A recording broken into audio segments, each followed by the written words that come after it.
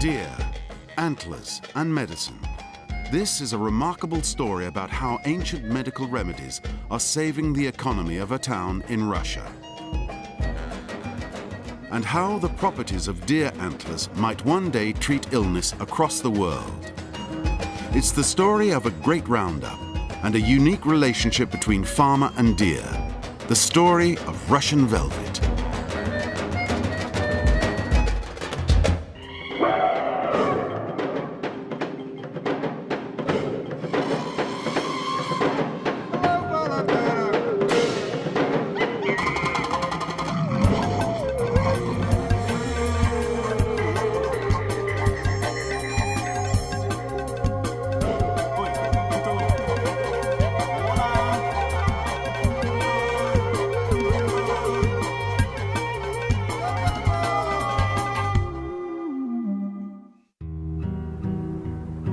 This is the Altai Republic of Eastern Russia, 4,000 kilometers east of Moscow.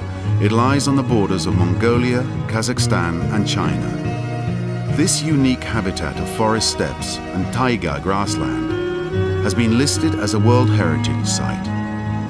The Mongols called Altai the Golden Earth, and from its soil spring great mountains and rivers. Despite this beauty, this is a harsh environment. And for the people of the region, life is tough. In winter, when the temperature drops to almost -20, the region is blanketed in thick snow. Only the great Ob, Irtych and Lenitsey rivers escape the paralyzing winter freeze. Around 200,000 people inhabit this mountainous region, but the general standard of living is poor. The fall of the USSR separated Altai from the government of Moscow, resulting in a collapse of the local economy. In an attempt to recover their independence, the people of Altai turned to their traditional lifestyles to create a sustainable income. Remarkably, 75% of the country's income comes from a surprising source: deer farming. The majestic herds are made up of Maral, a particularly impressive subspecies of the red deer, the same species that inhabit forests across Europe, Asia, and North America. The Maral is a distinct race found only in parts of Iran, Turkey, and Russia. It is the commonest large mammal in Altai. There are currently more than 27,000 deer, and their numbers are rising. A full-grown stag can reach a height of 1.5 meters and weigh 150 kilograms. Each one can produce up to 20 kilograms of antlers, the key to their success. In Asia, deer antlers are used in medicine and can fetch high prices. The antlers are cut while still in velvet to make a product called panta. South Korea alone imports 200 tons of panta per year and is a vital client to the farmers of Altai. The structure of these panta are perfectly symmetrical. If I were to offer a gift like this to the president of South Korea, it would be like offering a magnificent diamond. Such is its value. Sergei Ogunyov is one of the region's most sought-after farmers. As he escorts some prospective Korean clients around the farm, he explains how all of the blood and active tissues of the panta are concentrated at the tip, and that these are worth up to $1,000 per kilo. The pantas from this region are considered some of the finest quality in the world, so the farm is visited by many foreign buyers.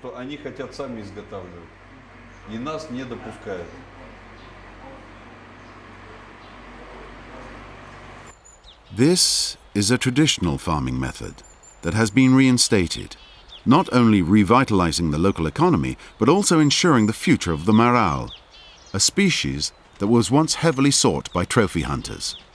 It's still winter in the Uskoksa Valley. Most of the stags here have yet to regrow their antlers since the last harvest, but spring is on its way. Throughout Russia, celebrations mark the arrival of spring. Excited crowds gather to watch the racing, and there is much eating, drinking, and merriment. The Altai region lies close to the country's boundaries, and so has always been a crossroads where Slavs, Kazakhs, and Mongols can all mix, united by a common language, Russian. The Altai also became the last refuge for a group of die-hard old believers who fled from Russian reform in the 18th century. Finding cover here, they set themselves up as agriculturalists, with a strong cult for the natural world. On discovering their Chinese neighbors' interests in natural remedies, they became the first people to breed the deer, providing the first panthers that would one day become famous. The village has little changed since, and some of the inhabitants go out of their way to maintain the traditional ways.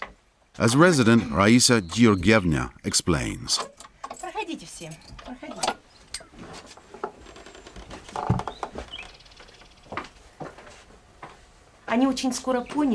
The old believers quickly came to realize that breeding deer was more profitable than breeding cows. It started with one man who switched his cow herd for the first Marals. They produced panta and began trading with the Chinese, Indians and Iranians and found that they could make a healthy income.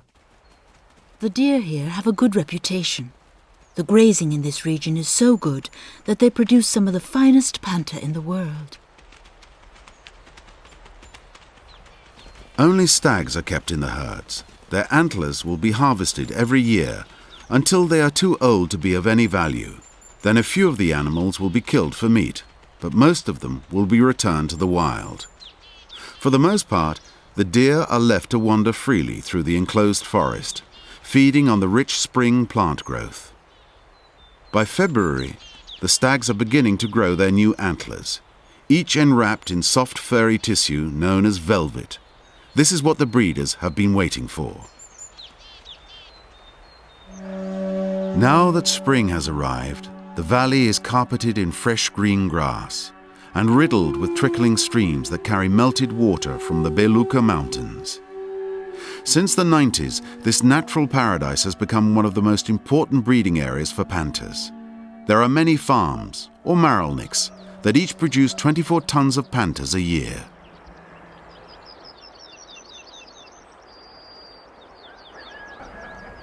This should be a happy time for the farmers. But this morning, there is bad news.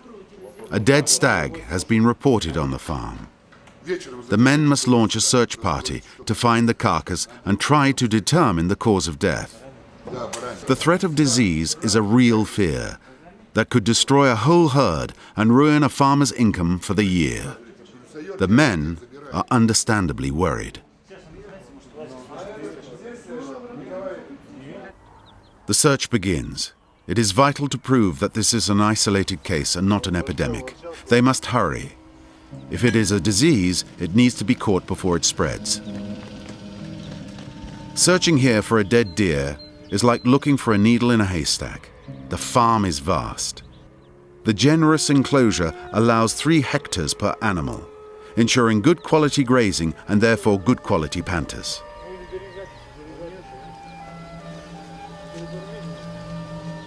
Finding the deer is hard, but the farmers know the park well, and the carcass is found. Within minutes, the investigation is underway. Organs and tissue samples must be removed along with the antlers to be sent to a veterinary clinic for analysis.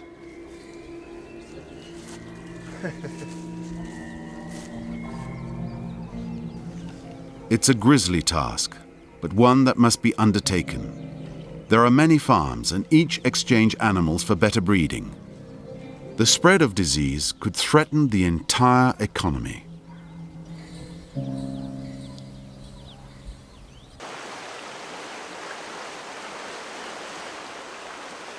At the veterinary clinic, the samples are analyzed. The scientists will look for sickness like tuberculosis or listeriose. The Ministry of Health is very strict. The herd will have to be quarantined until the results come back. And if they test positive, the entire herd will have to be destroyed. The next few days will be a tense time for the farmers. There is nothing they can do but wait.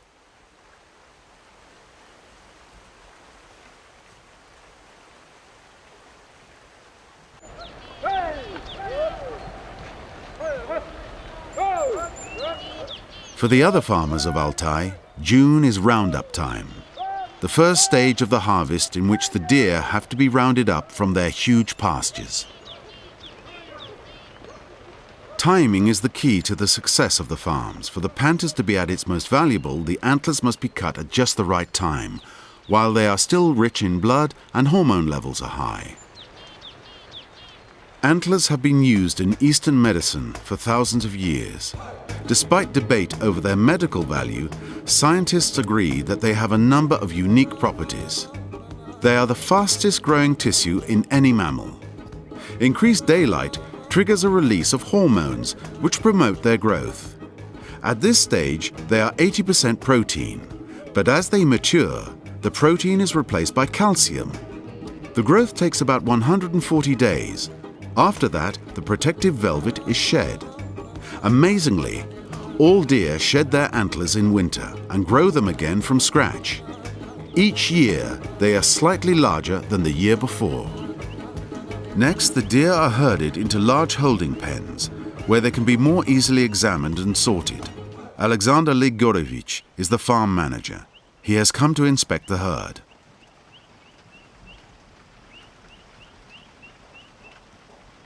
We only round up the animal with good-sized antlers. The other will be left to enjoy their grazing. Those that are ready will be selected ready for the harvest. I think this time we will handle around 20 or 30 animals. The large stags are then driven through a complex system of holding pens, each one smaller than the last, until they reach a series of corridors. Gates stop the animals from running back out. The smaller enclosures make it easier to separate and handle a few animals at a time. The roundup is performed as quickly as possible to reduce the stress to the deer, although many of them will have been through the procedure before.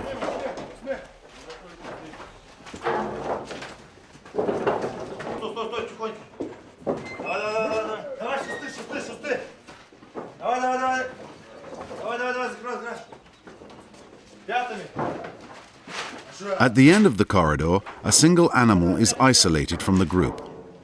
The men work from the other side of the high fences to keep out of reach of the dangerous animals. The fences have to be tall, as the deer are good jumpers and can easily clear a 2-meter fence.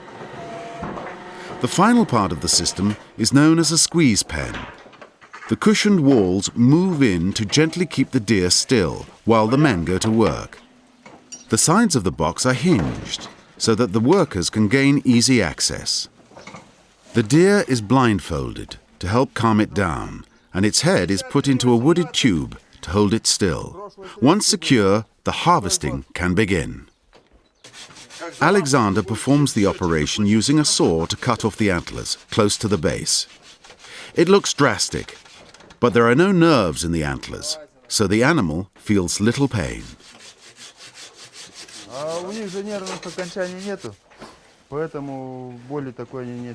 Once removed, the stumps are dressed with iodine powder to help them heal and ensure that they will grow well again the following season. The whole procedure is over in a matter of minutes, and the deer is free to go.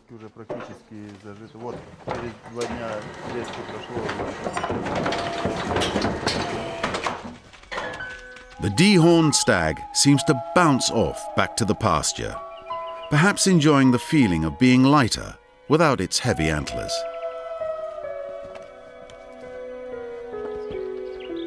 As each animal is processed, careful notes are made.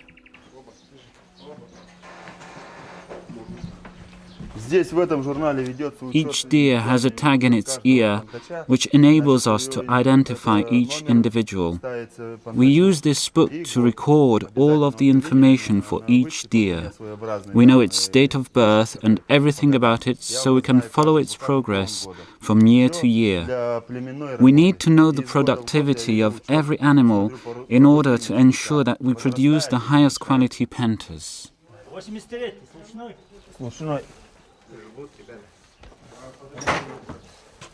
Before the antlers are cut, Alexander removes a liter of blood from each of the deer. This will be sent to Siberia, where since 1996, It has been used to produce pantocrine, a pharmaceutical product said to have rejuvenating properties. It's been used in the Soviet Union since the 1930s, but today, with new initiatives, farmers are hoping to reach a wider market. It seems remarkable, but it might prove to be traditional industries that hold the key to the country's modern industrial and economic development.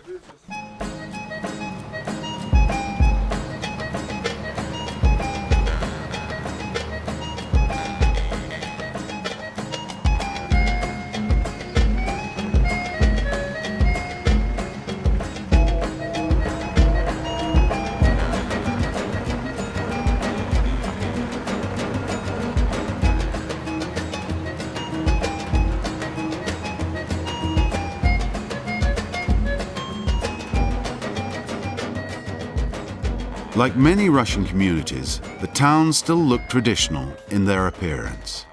But they are keen to try new developments to boost their economy. This sleepy town is home to the Busk laboratory, where Alexei Frolov's team will transform the blood into powder and create pills and potions.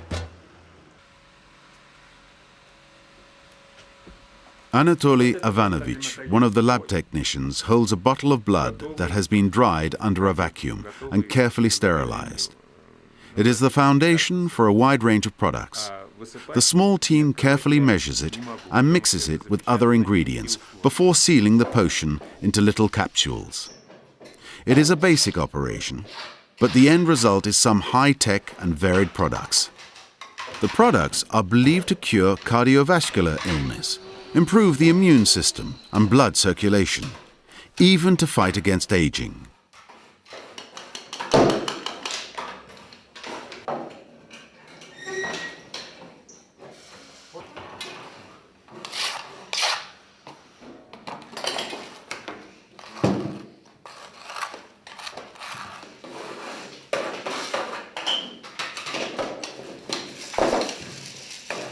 Each of the end products carries an image of the Maral, a reminder of the importance of the species to the local people.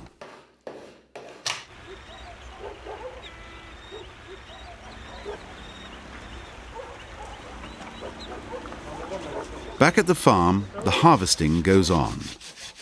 These people have invested everything in the Maral, and although the market is growing, there is stiff competition from deer farms in Canada and New Zealand.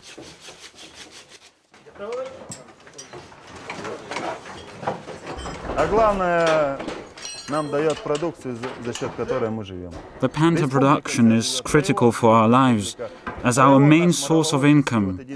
It is not only us who benefit, but the entire Republic of Altai. But we are lucky. In this region, we produce beautiful pantas of the finest quality. That's $78.29.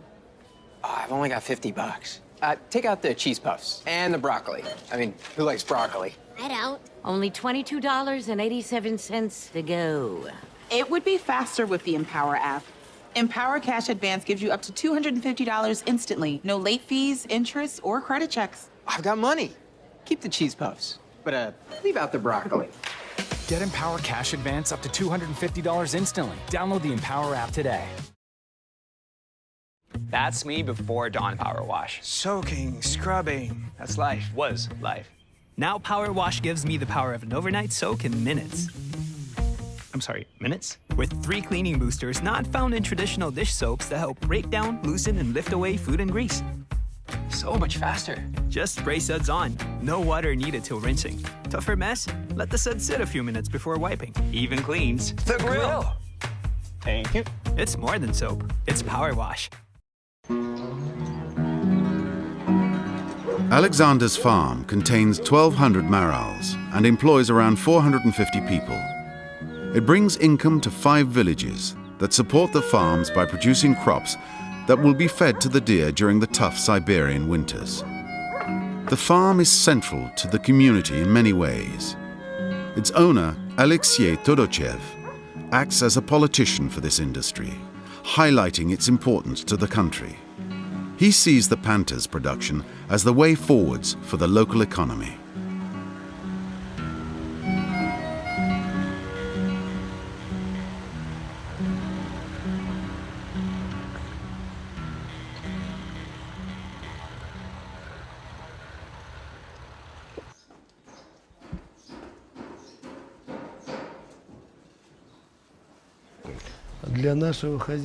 As long as we can produce panthers in the traditional way, it will continue to be our strength, and our region will continue to survive. You can see here the whole process. We know from our ancestors that we must not hang the antlers to dry them. As the valuable blood will drain out, they must be laid horizontally. To us, it makes perfect sense. If we continue to use the skills of our ancestors, we will continue to produce the finest panthers in the world. It will ensure the future of our community.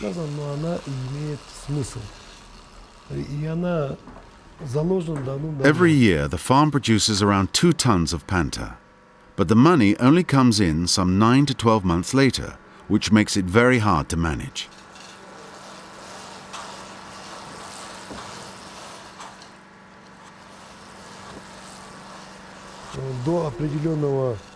All this panther production is crucial for us and our entire region. And the key to success is the quality. It will continue as long as our beautiful panthers continue to be of the highest quality.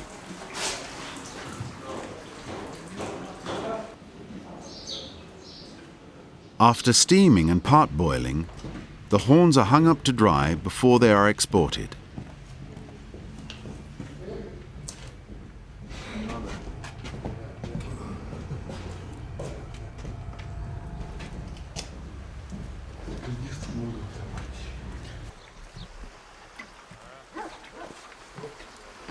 The water will not be changed all season. Even this bath water becomes a valuable commodity, believed to hold healing powers.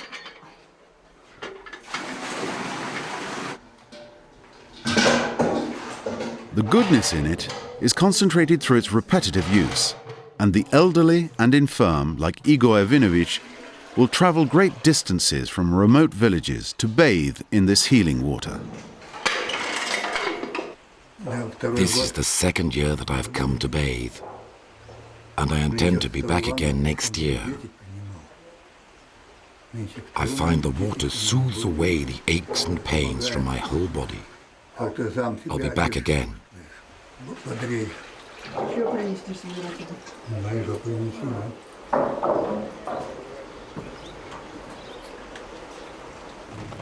Thanks both to ancient beliefs and modern medical research, this region continues to flourish. Farmers like Alexander take a great deal of pride in their herds.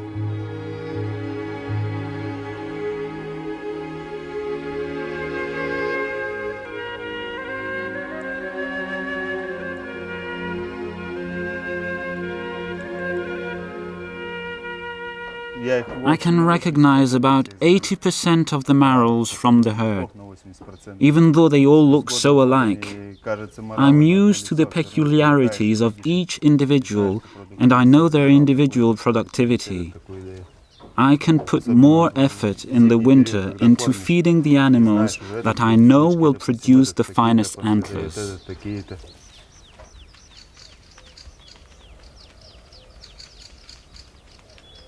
It's the end of the season, and the herd has done well. Now it's time for the Korean buyers to come and inspect the harvest.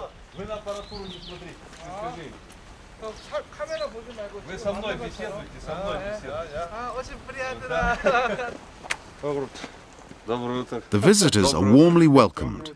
They are very important guests. 90% of the panthers produced at this farm will be sold to Korean dealers. All deer horns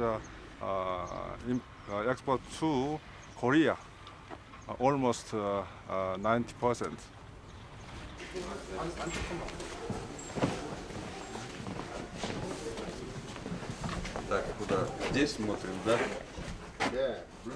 Mr. Lee and his colleagues have rushed to the farm to have the first choice of this year's product.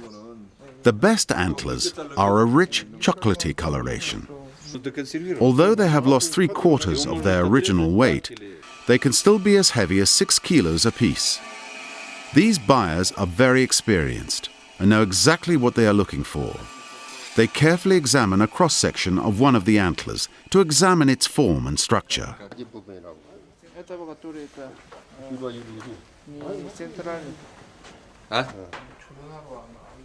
The deal is sealed over a drink, and the Koreans are delighted with the horns. They know that this is the best place to come for the traditional panthers that is so important in their medicine. Of course, we could increase the size of the herds to increase the level of production, but we want this industry to last in the long term, and to do that, we must concentrate on quality, not quantity. What's the point of producing 1,000 marals when they lose the quality of the panthers and drop in value? The people of this region have always had an instinctive awareness of the environment. And now they have found a way to survive an economic crisis through sustainable development, and have managed to bring their traditional lifestyle to an international market. The majestic Maral deer will continue to thrive in this region, protected from hunting by their valuable antlers.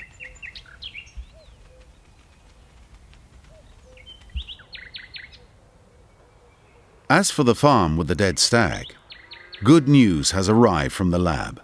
The tests were clear. The farmers can celebrate over a drink, safe in the knowledge that their livelihoods are set for the next year. The threat of disease is always there, and serves as a reminder as to the fragility of this industry.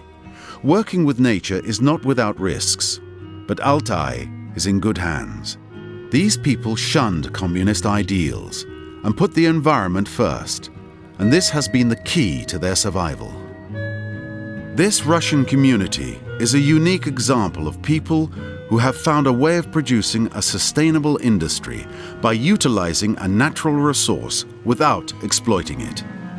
Their success has come from a surprising source, a remarkable animal with extraordinary medical properties.